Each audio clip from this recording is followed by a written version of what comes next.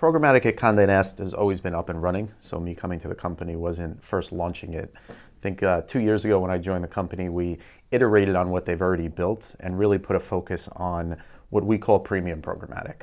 So ensuring that we have products and transaction types that are available for our clients to purchase our inventory, our digital inventory, programmatically, not in the sense of where programmatic is leftover or remnant. So how much of the inventory does go through programmatic channels now, would you say? Well, with a lot of the integrations that we've done over the last 2 years, and majority, if not all of our non-digital products being able to be transacted programmatically, you could say all of our inventory can be pushed through programmatic.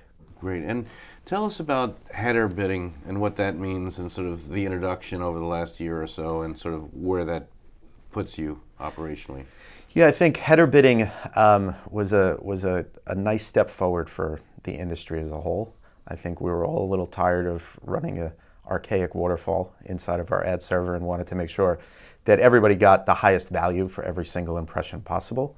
For us, header bidding, it enabled us to really optimize our yield stack, enable us to monetize inventory quicker, increase competition, and then also we removed a lot of the sort of loss of impressions and troubles that you'd run into with yield management with passbacks. So running it all inside of the header has definitely made it easier for us. And tell us about this conversation about wrappers and sort of where you guys sit on that. We have a homegrown wrapper that we use that's inside of the CMS that runs across our entire portfolio of properties. So all 23 brands run the same platform. Inside of there we have an ads library, and that's where we house the code for our header bidding partners. Cool. And what does that mean for them? What's the value? Well, I think the value for them is the access and the priority that we give them to the inventory that Conde Nast has. It's a solution that we've built which allows us to bring code in and out quicker. And also the way that the pages load and the pages are optimized for the broader business, it's important that we're able to control that code rather than a third party. Okay.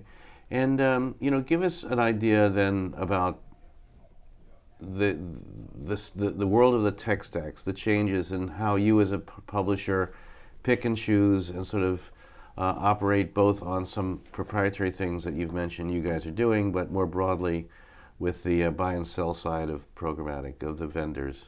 Yeah, we like to be agnostic as much as we can. And when we think about the vendors that we're going to use as platforms to run the business, we want to make sure they all have their own unique value. So rather than stacking multiple exchanges inside of the header that bring the same demand, we try to work with partners that have differentiated demand, partners like a Criteo and an Amazon. We run a platform index exchange inside of the header of our portfolio, and we sell our inventory in a very unique way where we guarantee inventory inside of a private marketplace deal when advertisers are willing to commit budget.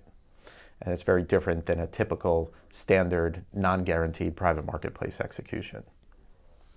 And finally, you come out of the ad tech world. Yes. From Programmatic.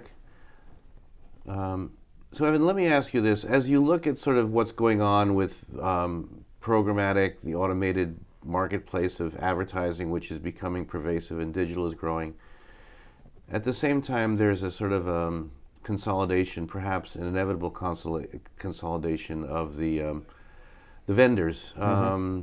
Some people call it the winter time now. Well, it is the winter, but how do you sort of see the sort of transformation of the programmatic vendor supply marketplace? I think it's going to continue to change even more than we've seen so far. I think there's platforms and vendors that bring true unique value, and I think those that do that are going to continue to succeed, right?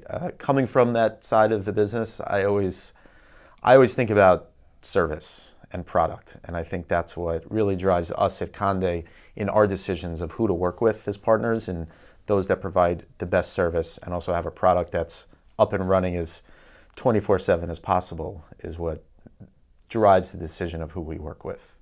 Cool. And Finally, as you look out into the next year, what problems do you hope will be solved, and what progress do you hope to make?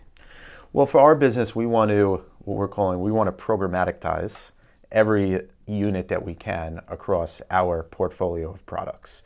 We're seeing a large interest in the advertisers that we work with looking to transact programmatically. It delivers them efficiencies, delivers them the ability to scale their budgets in ways that they can on typical IO-based buys that they do. So for us, we're very much about making sure we can make as many, if not all, of our products available to our clients in the year of 2018. Yeah, and of course we're keen about video, and you guys produce an amazing amount of video. Yeah. Some of that's sold out right away, yep. Some of it's not. What are your thoughts about selling video programmatically? You know, I think selling video programmatically, I'm all into it, right? Like, why wouldn't we be? I think over the past couple of years, with the scarcity of video, I think video and programmatic got a bad sort of rap in the market because of all of the long tail video inventory that was being propositioned as being premium. At Conde Nast, all of our video inventory is premium. We produce it all, right? All the content that you see that runs across our portfolio and our distribution partners is produced inside of the walls of Conde Nast Entertainment. We have a very, very fast-growing video business. In the year of 2017, we've seen over 12 billion views of our videos, and we're forecasting that to grow even more into 2018. And a lot of our series are really taking off, like Back to Back Chef and 73 Questions. I don't know if you've seen any of those, but that's really been taking off inside of our brands.